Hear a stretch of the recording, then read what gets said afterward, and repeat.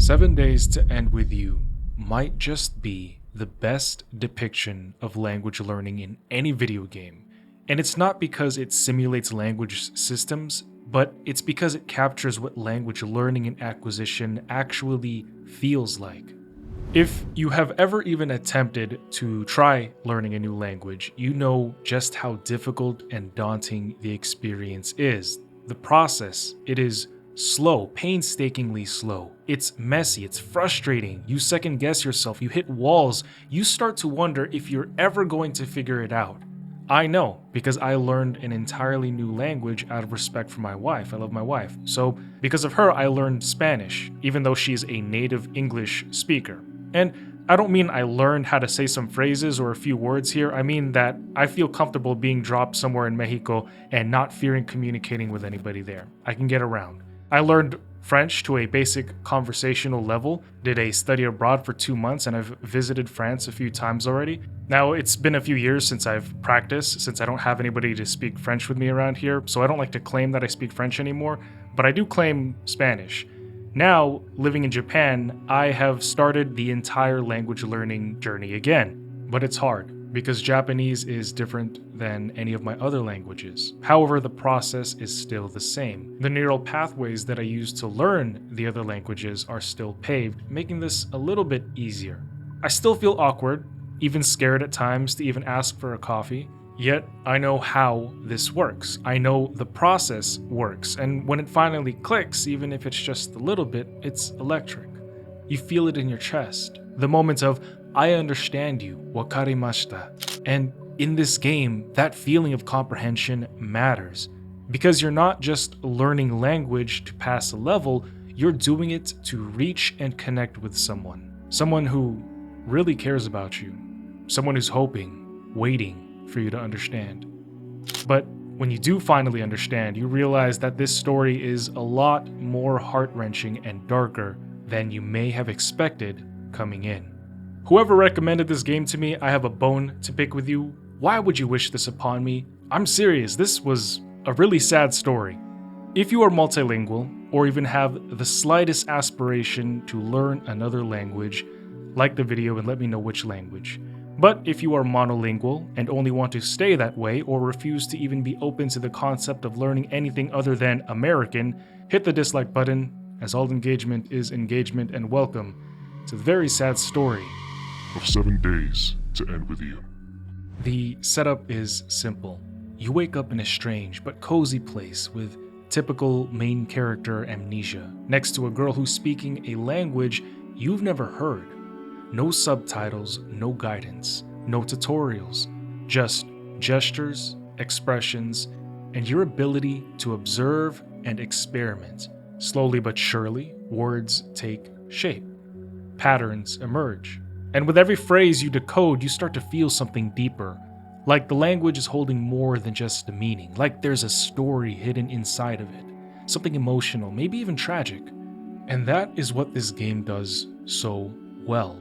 It adds depth that pulls the player leagues down below. It doesn't just teach you how language works, it shows you why it matters. Studies have shown that learning a second language improves memory, attention, and emotional regulation. It literally changes how your brain processes information in the world, how you perceive the world and its people. But it's more than just that. It makes you a more open person. It invites you into another person's reality. The fact of the matter is, learning a new language literally shifts the way that you think. And this is actually steeped in the language itself, because some languages frame the world differently, offering entirely new mental approaches to everyday ideas. Let's take French for an example, where in English, one might say, I miss you. In French, we say, tu me manques, which more directly translates to you are missing from me. That is a small but heartwarming difference in structure, and it has a huge shift in perspective, because suddenly missing someone isn't something that you do, it is something they cause by being absent from you. It's not just a change in words, it is a change in world view. In English, we say I love you, But in Spanish, we say te amo, which carries a deeper, more profound and poetic weight. The phrasing isn't just about affection, it is about presence, longing, connection. In fact, to me, just about anything sounds better in Spanish. Another powerful example, not about love. In English, one might say, I'm going to kill you. Pero en español, se dice, voy a mandar a matar. And this more directly translates to, I am going to send you death. That just sounds metal. The more you learn, the more you realize that each language holds its own emotional logic. And once you see it, you start to feel things differently too. And in 7 Days to End With You, that reality slowly begins to take shape word by word, moment by moment, until you realize that understanding this woman before you might be the key to understanding everything. And so you begin this process, this slow process of trial and error, watching, guessing, clicking, hoping. It's frustrating, disorienting, but also strangely familiar, because that is exactly how real language learning feels like at the beginning, even in the middle of the process, even towards the end. You never stop really learning. It's like standing in a foreign country with no map, no translator, and nobody to tell you what you're missing. Psychologically, the game mirrors how we first acquire language, both as children and as second language learners.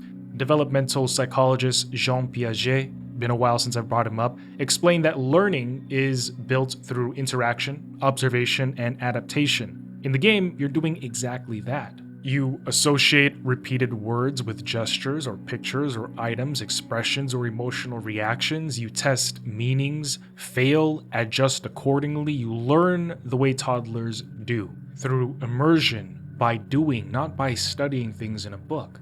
Not that there's anything wrong with that.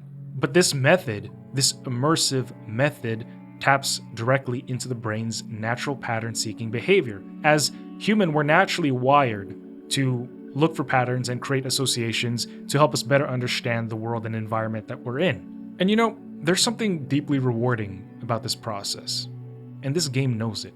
Cognitive neuroscientists have shown that our brains release dopamine when we correctly predict patterns, especially when the outcome is uncertain. That is why each new word you figure out feels like a breakthrough. Not because the game tells you that you're right, it's because your brain feels that you're right. You've earned the meaning through the challenge, through attention and intuition. And the difficulty in this game is true to real life. You don't know where to begin. There's no structured vocabulary list, no guaranteed way to know if your translations are even accurate. You don't have a Preply tutor telling you what you said is right or wrong. For all you know, you could be telling somebody to take out their samurai sword and shave your back. I will admit, while I was playing this game, just like in real life, sometimes I was feeling helpless. I would guess wrong, I started to doubt myself, and I wasn't even sure if I wanted to continue playing this game. But I persevered, I kept going, because even a small flicker of understanding was enough to make me want more. Heck, even the first time my wife and I simply said thank you in Japanese and the server smiled and nodded, we were giddy. We felt great because she understood we were trying to give her our appreciation. Small wins matter in language acquisition. And there is so much emotional power that kicks in as you're progressing through this game. You're not just decoding a fictional alphabet. You are decoding intentions, emotions, memories. This girl who is at your bedside isn't just a grammar exercise. She is a living person in a quiet, aching space who is trying to connect with you. And every time you grasp a new word, we're not just talking about linguistic progress. We're talking about emotional progress, progress for the soul. The space between you and this woman is shrinking slowly, word by word, and that is the point of trying to learn a language. But I have to tell you, there is something unsettling about all of this, the way that it all begins. I mean, think about it if you were in this situation. You have no memory, no sense of who you are or why you're here. You're struggling to understand yourself. The barrier is not just one of language. You woke up in somebody else's life. While the game doesn't explain it right away, the silence around your past starts to feel heavier with each passing day. And there's only 7 days, by the way. This is a pretty fast game. you have to play through it multiple times. And we're going to be talking about that soon here because playing the game over and over again is actually part of the story. And while it might not be evident at first, you start to feel it. You start to feel it in your bones that there is a very deep and complex story here. I thought that it was amazing the way that the game developers were able to let this sink into you. Because, again, you don't know who you are. This girl in front of you, you don't know who she is. But somehow, there is already something between you, something wordless, something warm. It has form. I don't know if that is making any sense, but that's the part that hits the hardest. Before the grammar, before the memory, before anything else, there is already this feeling that you matter to each other. Even without understanding, the bond is already there, waiting for you to catch up. And going around the house, you even start to notice things like how there is only one bed, 2 chairs in the kitchen, and how this woman before you looks at you with so much care. The warmth in her voice, the blushing in her cheeks, the sadness in her eyes, the way she checks on you, sits close, speaks gently, even when she knows you don't understand. She's patient. In your very first blind playthrough, on the 7th day, as you are about to die, she starts crying, seemingly for you. At this point, you still don't understand anything, bar a few words, but there is an entire relationship being expressed without language, and somehow it still connects with you, the player. That is one of the most beautiful things that this game captures. The truth that language isn't always verbal. In psychology, this kind of emotional signaling is backed by decades of research. Attachment theory, introduced by John Bowlby, emphasizes that secure emotional bonds are built not just through words, but through presence, tone, responsiveness. And that is exactly what she gives you. Steady care, soft repetition, patience, and a space that never feels threatening or hostile. Even when it's completely unknown, you never feel awkward. You feel right at home. The game leans heavily on this quiet intimacy. You pick up on her emotions from how she moves when she pauses, how certain words are repeated when you get them right or wrong. In my opinion, this is something that's relatively hard to implement in media, in video games or stories. Trust without clarity. It's rare. You start to care about her long before you even know what she's saying, because you see that for some reason she is immensely invested in you. You're not just a stranger to her. This emotional bond comes first, and that makes the effort to learn her language not just worthwhile, but almost necessary. Dare I say, even on a existential level. Like, I'm telling you, maybe it's just me overthinking again, but this game is deep, like an ocean. But again, this remarkable dichotomy in these characters' relationships, the delicate interplay between the both of them, this is not easy to do, and I don't often see it, especially in video games. But I see it here. In many ways, this is a reflection of how real-world relationships work, especially cross-cultural ones. Studies show that nonverbal communication often carries more emotional weight than spoken words. We got facial expressions, body language, even silence.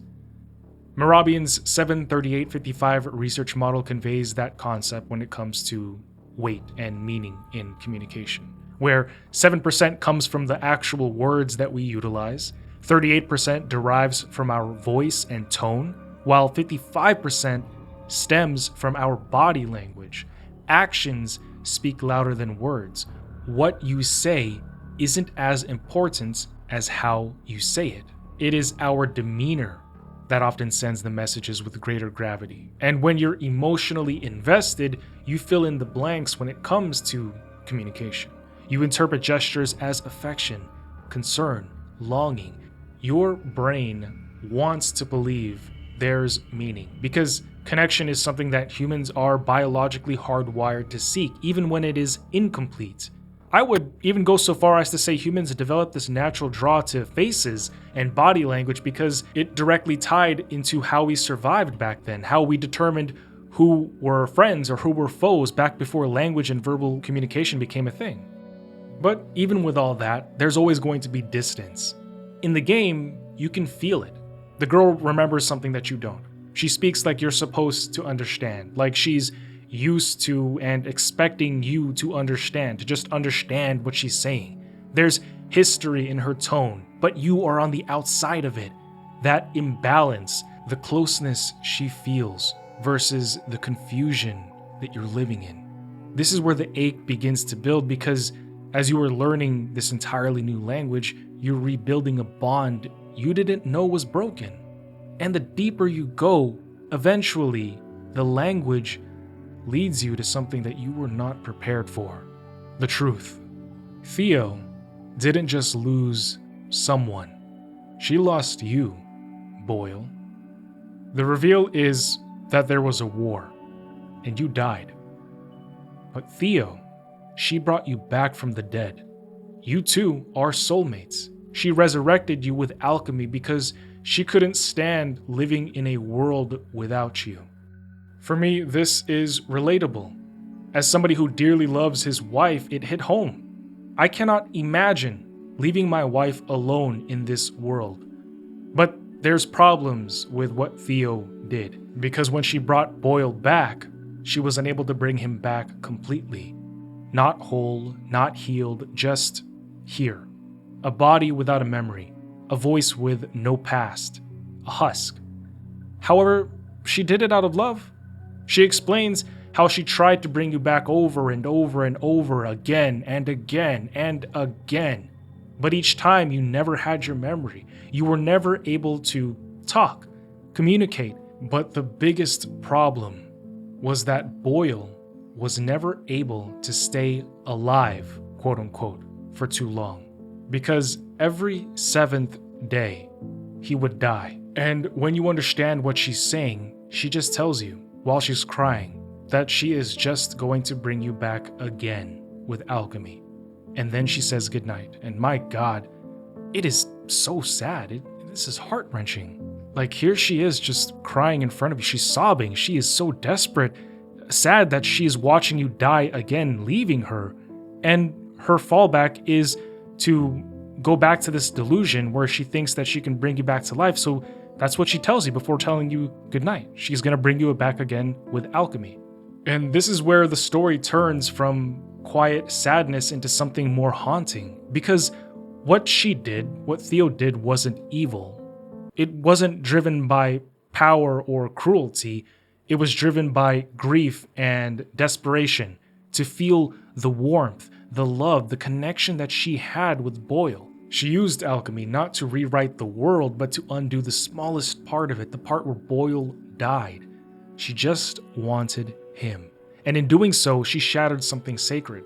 And when we look at this again through psychological lens, we see that her actions are a textbook example of complicated mourning. Freud once described pathological grief as a refusal to let go. When somebody can't separate their own identity from what they've lost. And in more modern terms, like the dual process model of coping, we see this as emotional oscillation, the swing, the constant back and forth between facing pain and avoiding it. Theo didn't swing, she clung.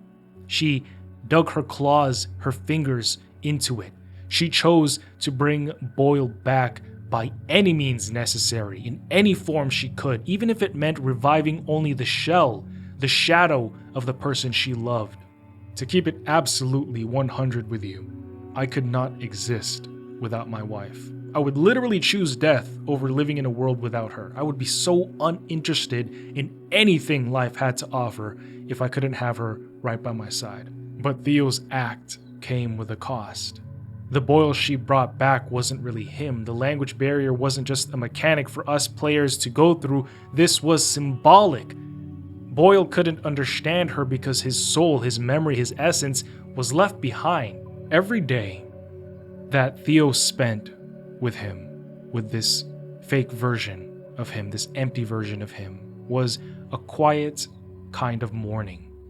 Pretending that the man... Fuck, man, this is so goddamn sad. Pretending that the man beside her was still the one that she lost. And this is where moral injury sets in. Moral injury happens when someone crosses a line that they believe they never would have, usually in the name of survival or love. Theo, she knew that this wasn't right. There are newspapers in the room that show Boyle died in the war, and that people started to go missing. And when we unlock this secret dungeon in Theo's alchemy room by inputting Boyle's name for the code, we see that she had been killing countless people in order to create the bodies for her to bring back Boyle, to grow the body so she could bring Boyle back. I mean, who knows how long this was going on? How many people went missing? At one point, on the 5th day around nighttime, we would even see visitors, strangers, come knocking on the door, trying to figure out what was going on. They asked about Boyle, they wanted to inspect the house, and there's 2 ways that this plays out, whether or not you choose to stay in the room or to pop on out. If you choose to leave the room, the strangers will leave, but they are surprised to see that you're still alive. If you stay hidden, Theo will kill the strangers and bring their bodies to the dungeon. Again, crossing that moral boundary for love. Love makes people do crazy things. For Theo, she knew Boyle wasn't truly there, and at some point, she knew he would never, ever come back. However, the thought of losing him again, completely, permanently, was unbearable. And so she kept crossing that line, hoping to hold on to just one more moment with him. And the tragedy is that Boyle didn't know any of this. Not until the very end. Not until the phrases Theo had repeated so many times finally made sense. Please don't go. I brought you back, just a little more time. And by the time that he understood, by the time that you, the player, understood, the damage was already done. That is the final heartbreak of 7 Days to End With You. You spend the entire game reaching, translating, trying to connect, and then at the very end, you finally understand what Theo has been trying to tell you all along. But by then, the moments you could have shared, the real ones, are gone. This is where the game silently decimates you. Because even though you worked so hard to understand her, there was never any guarantee that it was going to be enough. Maybe you missed a word, maybe you misread a sentence, maybe the meaning you built was yours and yours alone. And yet, it's still real to you. It still hurts. Because almost understanding and almost feeling like you could have a happy ending can make somebody feel even worse than not understanding or feeling that at all. Here's a question for you, if you're still listening. Is it better to have loved and lost, or to never have loved at all? Humans need closure. We're wired to seek meaning, to complete emotional loops, to feel that things make sense, especially in relationships. This game denies you that. Refuses to give you this. It leaves you in that gray space between clarity and confusion, between closure and vehemently yearning for the very thing that you want, the happy ending, the perfect ending. Instead, you're left in this place where the love is felt but never fully, captured and realized. The final pieces fall into place for you just after they're too late to change anything. It's a freaking painful experience. It reflects real life. Sometimes you miscommunicate with somebody that you love when you only realize what they meant after they're gone. When you revisit conversations wishing you could have responded differently. Maybe you wish you hadn't said that very mean thing that you know deep down you didn't mean to say, but in a flared up bout of anger, it ripped out of your chest and you hurt your loved one. It's the ache of hindsight, of delayed clarity, of meanings that arrive after the moment has already passed. And yet, despite all that, there is something beautiful in the attempt of learning a language, learning to communicate and connect with somebody. This game depicts that so very well. You tried, you listened, you cared enough to learn her language, not just the words, but the silence between them. There are multiple endings to this game, But my own personal favorite ending that I choose for myself as canon is where she can't take it anymore. She can't keep going through this constant loop of resurrecting the memory of you, just to watch you die again in 7 days. So she asks you to kill her, to wrap your hands around her neck and end it all with you as you yourself are about to die. You both die together. Maybe it's messed up, perhaps it's twisted, but this is how I would want to leave this world. Not choking anybody, but in death, I mean, with and at the same time as my wife. In Signalis, this lover's loop is explored even further. So if you're looking for a little more heartbreak, click the video on the screen.